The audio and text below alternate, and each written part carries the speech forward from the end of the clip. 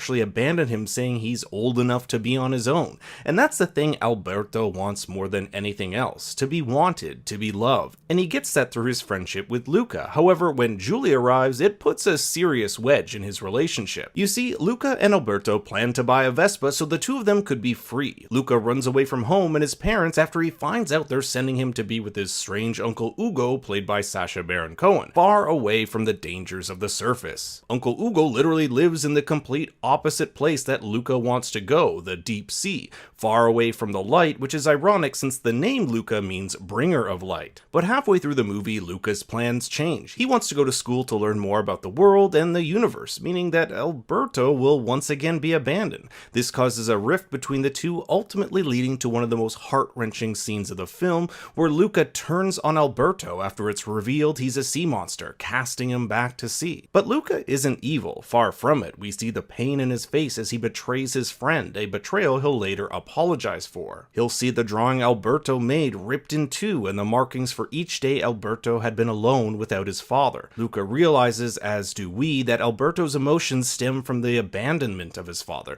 that everyone in his life that he's gotten close to has left him. This is why, at the end of the film, Alberto decides to stay with Massimo, Giulia's father. It's a win-win. Alberto gets a father figure and Massimo gets help with fishing and a companion for when Giulia is with her mother. There's also this extra layer of both characters knowing what it's like to be different. Massimo only has one arm, something he tells Alberto he was born with, just like Alberto was born different, being a sea creature. At the end of the film, Alberto ends up selling the Vespa, the one thing he was working for throughout the entire movie, so that he can pay for Luca's train ticket. He has put his friend before himself. The ticket is an Easter egg as well. A113 is the classroom at the California Institute of the Arts where many Pixar animators study. Even the train number 94608 is the zip code for Emeryville, California, where the Pixar headquarters are located. Alberto and Luca decide to travel to Porto Rosso in order to acquire a real Vespa. They believe that a Vespa is their ticket to freedom. Even the poster says Vespa is freedom. What Alberto and Luca learn throughout the film is that it isn't the Vespa that makes them free. Freedom isn't an object. It's the ability to make your own choices. And that's what Luca does throughout the movie. He ends up traveling to Porto Rosso with Alberto and teaming up with the local outcast Giulia to compete in the annual Porto Rosso Cup, which, if they win, can get them some sweet prize money for their coveted Vespa. It's here we're also introduced to the main villain, Ercole Visconti. Ercole translates to Hercules, and Visconti was the name of a noble Italian family which ruled Milan and Lombardy from 1277 to 1447. Around town you'll notice a ton of unique posters influenced by movies from the era, such as Roman Holiday and a Disney film 20,000 Leagues Under the Sea. A poster for Fellini's La Strada and a fake movie Attack of the Sea Monster appear.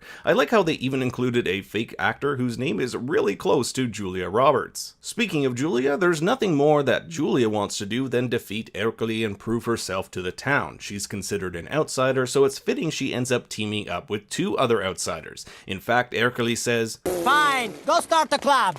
For losers!" Which a young redhead in a losers club just makes me think of It. She vows that she'll be the one to take down Ercole. So no one's taking him down unless it's me! Which foreshadows how she'll be the one at the end to sacrifice herself by crashing her bike into Ercole so Luca and Alberto can win. Luca and Alberto stay with Giulia, and I love how her cat is named Machiavelli, after the 15th century philosopher who was famously known for saying it is much safer to be feared than loved, a quote which is subtly referred to when Giulia says this of Ercole's followers: "They don't love you, they're afraid of you." Which is exactly the case, as Ercole's two henchmen, Guido and Cecchio, end up tossing him into the fountain at the end of the movie. Fun fact, the guy who voices Cecchio is the director of Pixar's The Good Dinosaur. Luca's world is opened up even wider when he finds out that there's a world far beyond Porto Rosso. In a great dream sequence, he flies around the Colosseum in Rome in Leonardo da Vinci's flying machine. We even get a glimpse at another Disney character, Pinocchio, who is based off a 1883 novel, The Adventures of Pinocchio by Carolo Collodi. In Giulia's room, you can even make out a duck that wears a similar outfit to Donald. Donald Duck. With the cup just a day away, things fall apart for our group of outcasts. Alberto is cast out to sea, and Julia finds out Luca is a sea monster too.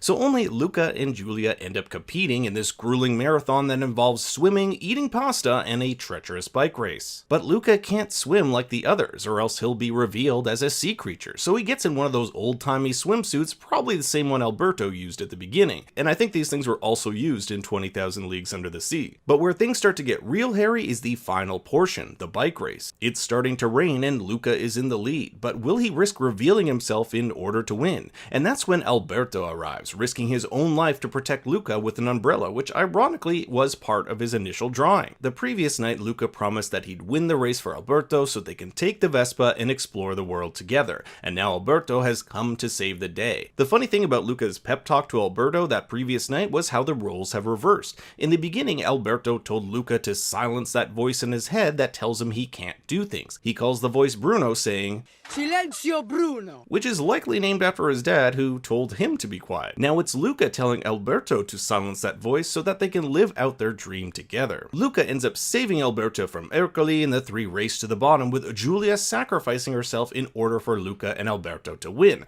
However, in the process, their true selves are revealed. It's Massimo, the man who we first saw cutting off fish heads and with a hatred for sea creatures, who stands up for them, declaring them the winners of the race. It even turns out that the two snarling grannies from the beginning were sea creatures in disguise all along too. It just goes to show you that you never know who someone is deep down inside. People shouldn't have to hide who they are. Luca's grandmother puts it best when she says, Some people, they'll never accept him.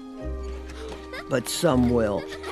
And he seems to know how to find the good ones. In other words, there will be people like Ercole in the world, and there will also be Julias. Find the Julias. Alberto and Luca give up their dream of owning a Vespa, but that's okay. Dreams change, and sometimes what we think are our dreams aren't exactly what we need. For example, both Alberto and Luca think that they want a Vespa, but what they need is something totally different. Alberto needs the love of a father, and Luca needs his parents to let go. If you want a more in-depth analysis of the difference between want versus need, I did a whole video using Toy Story, Lord of the Rings, and The Matrix as examples, which I'll leave in the link to the description. The film ends with Luca on the train to start his new life, fully accepting who he is, watching the isolated island where his journey started fade into the distance. It's a beautiful moment where the frame is partly raining with sun shining through, emblematic of our character now part of two different worlds, of land and sea. Now I do want to end on a few Easter eggs that I couldn't quite fit into the main part. As the racers make their way down the mountain, you can briefly see a Planet Pizza Toy Story delivery scooter in the back, as evidenced by the planet-shaped ornament on the top. You'll even see a Lux ball, which is an Easter egg in almost every Pixar movie that was originally seen in Toy Story. There's also this boat, Elena, a nod to the character of Abuelita from 2017's Coco. While preparing to test out their makeshift Vespa, Alberto looks at a photo of Marcello Mastroianni,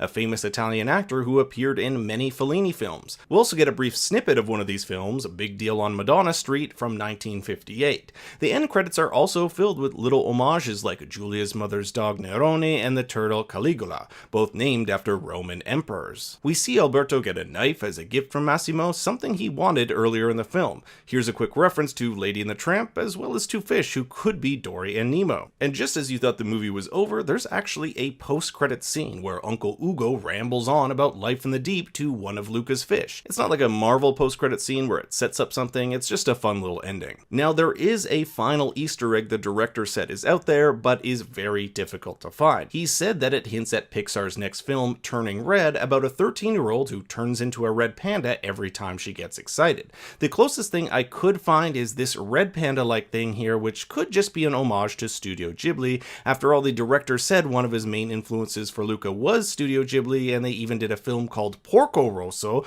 which is extremely close to Porto Rosso. But I'm sure this final Easter egg will be revealed in the days and weeks ahead. I want to hear what you thought about which Easter eggs